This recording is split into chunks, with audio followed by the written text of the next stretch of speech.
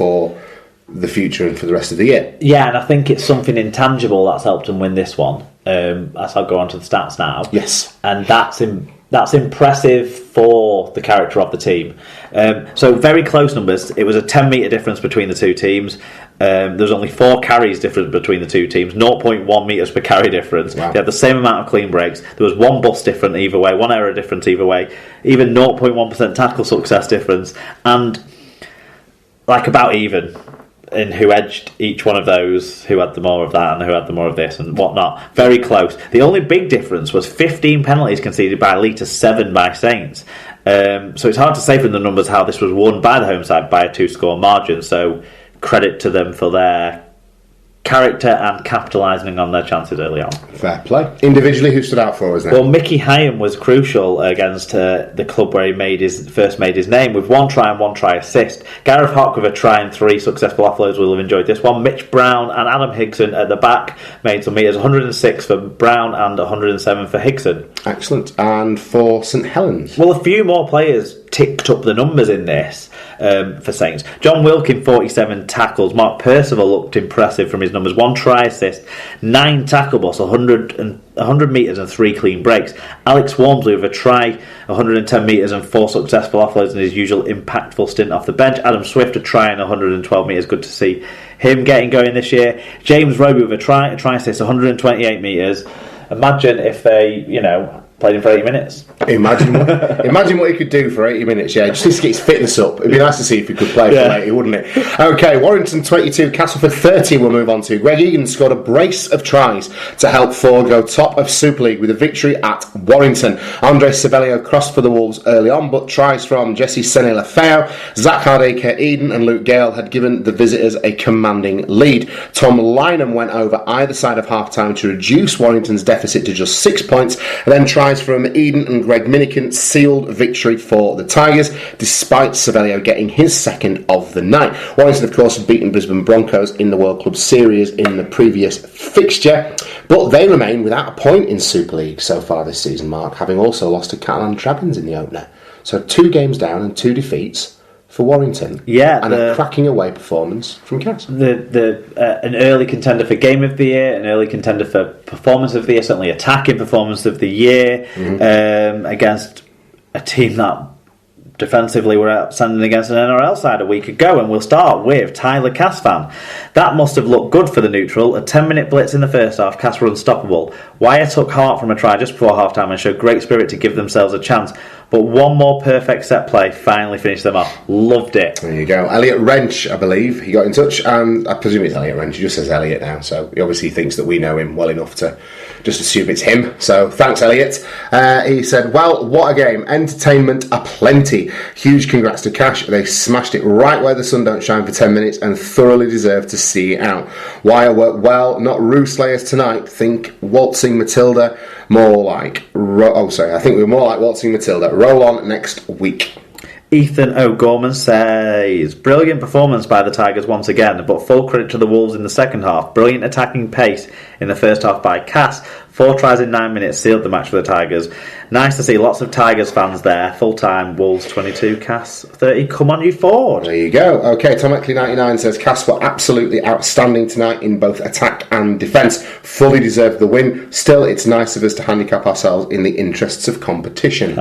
Chris Macy says, I can't imagine I'm the only one here who's glad the whole Wigan fiasco forced the change of the televised game. Absolutely not. Game of the season so far, and it'll take some beating. Arguably the 2 best attacking teams giving their all with a plethora of young talent really making themselves heard. Minikin, McMeehan, Patton, Johnson and others. The pace, the movement of the ball and the intensity were top draw. Absolutely. Paul Michael Cray, the Thunder, he got in touch and said, Cass looked the real deal. Glad Wigan Athletic pulled a power play so we could see the match of the round on Sky. Fat Boy Rob said, so good I've watched it twice. Cass looked unstoppable at times, with Hardacre looking like he's played here for years.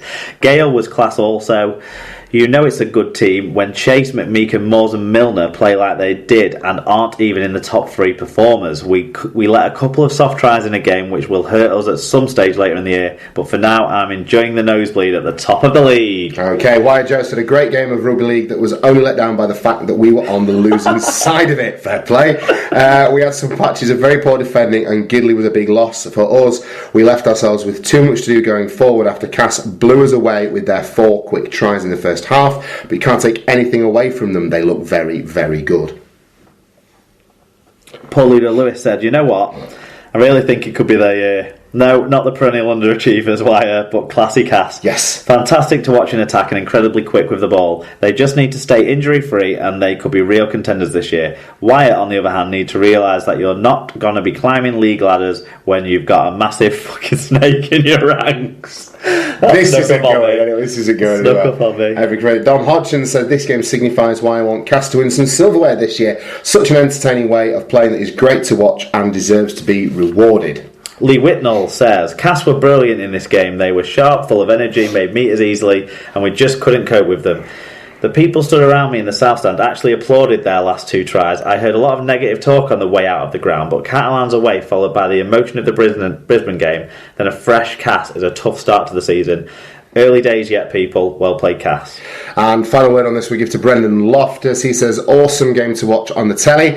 The ref kept out of it for the most part and the players showed what an engaging product rugby league is when played this way. Considering why I had 4 first choice players out and after a huge effort the week before, they shouldn't be 2 down. Cass were great and looked to have threats everywhere. Great insights with Luke Gale too. John Wells is really good with the analysis pieces.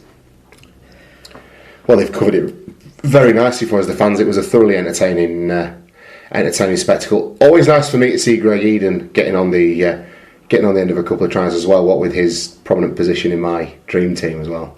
Yeah, 80k for Greg Eden. Not a lot of chat about Savelio in those roundups. There was a mention. Had a good game for McMeekan, but Savelio's tries showed what he can do, both power and sort of flair, precision, elusiveness, and that sort of thing. So he's really coming on in a Warrington shirt. It's going to be in, like, you know, Westwood's days in the back row are obviously gone, and he's actually putting in some decent stints in the front row. But when Curry comes back in, they'll have 3 top class second rowers, like they've had the last year as well, which is good for Warrington. But Cass have got 3 class second rowers. Cass have got 3 class prop forwards. Cass have got, you know, class all over. Silky wingers, a classy fullback, the field, strong centres.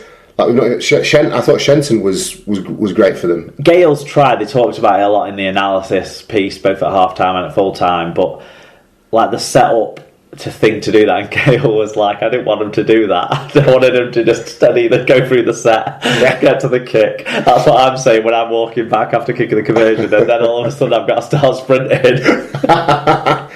But no, it is great insight when they do that on the screen, isn't it? That's one of the things that Sky do well. Sorry, back to the game. But I enjoyed it. I watched it in 2 sessions because I fell asleep towards the end of the first half when I was rewatching it after getting home from the Wigan match.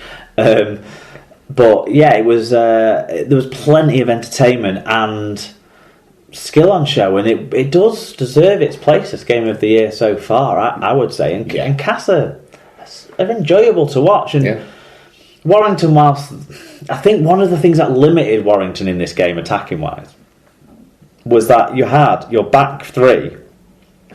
None of them were link-up players at all, and Russell and Johnson just looked like clones of each other to me. Yeah. They're exactly the same player, and I think there wasn't enough creativity at times to capitalise when, say, when Darryl Clark made a break. You didn't feel like anyone else was going to be able to follow that play up in this side to do something on the next play, because you felt it'd peter out once it got as good as I think Jack Johnson can be running the ball and taking the ball and that sort of stuff. And reading the game is very strong at, I feel. Not sure. I think he needs to develop his passing game, and then they would have been able to capitalise more on some of the stuff that when the team did make breaks and stuff. But close to the line, they were threatening, and Cass do have to sort that out. Yeah, because they won't outscore, they won't outpunch people every week. It just won't happen. They will lose games. Sometimes those plays won't come off. Yeah. But when they are coming off, how sweet do they look? Oh, they're my favourite. They're my favourite team to watch. Yeah, absolutely my favourite team to watch. Castleford by some distance. So this game had the most meters, the best average gain per carry, the most positive play combined with 99, and a plus 13 positive to negative differential. It does suggest that the game was the game of the year so far. Also equal with the other top games with 10 tries in it, and the fewest errors in this game, 15 from both sides. So really high execution calibre from the two sides here. Cass won with ability to make ground. They made 2 more breaks, 328 more metres, at 1.2 metres per carry better average gain. It helped them overcome a 9-4 penalty count against themselves. Individually then, Mark? A couple of people have picked out Mike McMeekin. He had 2 try assists in this game and looked very strong. Luke Gale with a try and a try assist. Greg Minikin, elusive as he was, with a try, 5 tackle busts, most of them coming on that run for his try, I think, and 125 metres. Greg Eden, as you mentioned, 2 tries, 178 metres, 4 clean breaks. And Zach Hardacre, who linked everything together so sublimely in this game with a try, 3 try assists, 10 tackle busts, 216 metres. He's rediscovering... This is Man of Steel Zach Hardacre rather than last year. Fight in a nightclub Zach Hardacre. Fight in a nightclub. Or a student house, whatever. Yeah. Just last year's Zach Hardacre, really, wasn't it? Losers. Who stood out for Warrington? But still winners on the stats were Tom Lynham with 2 tries, Andre Savelio with 2 tries, 8 tackle busts, 2 clean breaks, Joe Westerman 44 tackles, his strong year continues, and Darryl Clark 6 tackle busts, 106 metres. Wonderful. Okay, final game of the weekend then. Will they play it? Won't they play it? Where will they play it? It was Widnes 26, Wigan 18 as the World Club Challenge winners fought back from 14 points down to beat the Vikings on Friday night. Tommy Luluai had crossed to put the Warriors ahead, but Widnes responded with scores from Lloyd White and Danny Craven. Oliver Gildart's try levelled the scores before Tom Armstrong and Stephen Marsh went over for the Vikings. Mark's favourite Reece Hanbury added 2 penalties, but 2 tries from Joe Burgess and 1 each from Gildart, and Lewis Tierney at the end stole 2 points for the Warriors. Yeah, under the noses of the Vikings stronghold. We start with Jay Green, who's a Widnes fan. I am gutted, devastated in fact. Widnes played so well for most of the game. If you have to be critical, we could have won with better game management, taking 2 points from the first half and taking 2 points in the first half and the Craven kick on about 68 minutes that didn't find touch. Very, very picky there. 2 individual moments. We need to take positives from this, I guess, overall, yeah. Well, yeah, I mean, I think you can draw a lot of positives from that performance, and if it's coming down to finding those niggly bits that might have led to more points for you, that probably says that you do need to there are lots of positives to take from certainly. it. Paul O'Brien says, what a game, thought it was going to be tough, and it was. Thought we were the better team on the night, but lost it in the last 10 minutes. A massive improvement on the Huddersfield game. If we continue to play like this, we will win more than we lose. Thought Danny Craven had a great game tonight, but all 17 players deserve a pat on the back for that performance. Gutted that we lost. Johnny A at that _rivet said, that's what the world champions do, get in on the run to the undefeated quadruple.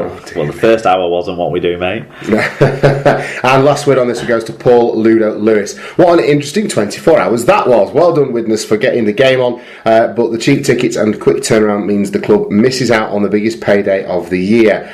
With regard to the match, it's the same old plucky Widnes. We're always the team who try hard but blow games we should have won.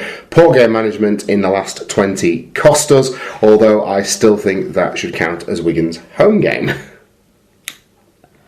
Hey, that'd be another way to do it. You were there, Mark. What did you make of That'd be another way to do it. We've covered all that stuff before, though, haven't we? And credit to Widnes, like it says. Credit to Widnes on the pitch as well as off the pitch, for sure. They were far more motivated, it felt like, to win this game for most of the game than the Wigan side were. Take the referee out of it, but runs of penalties were factors in when scoring would happen, but I think most of them were the right calls from what I saw at the time and what I've seen since. So take that out of it. Wigan basically did nothing to win the game in the first half. Right. I would say we had 2 attacks. Okay. And one of them wasn't even one of the tries. The first attack was our first try. The second attack was we forced a repeat set. Then George Williams inexplicably kicked it dead on the second tackle with an awful piece of play, reminiscent of the one way I nearly blew it for us in the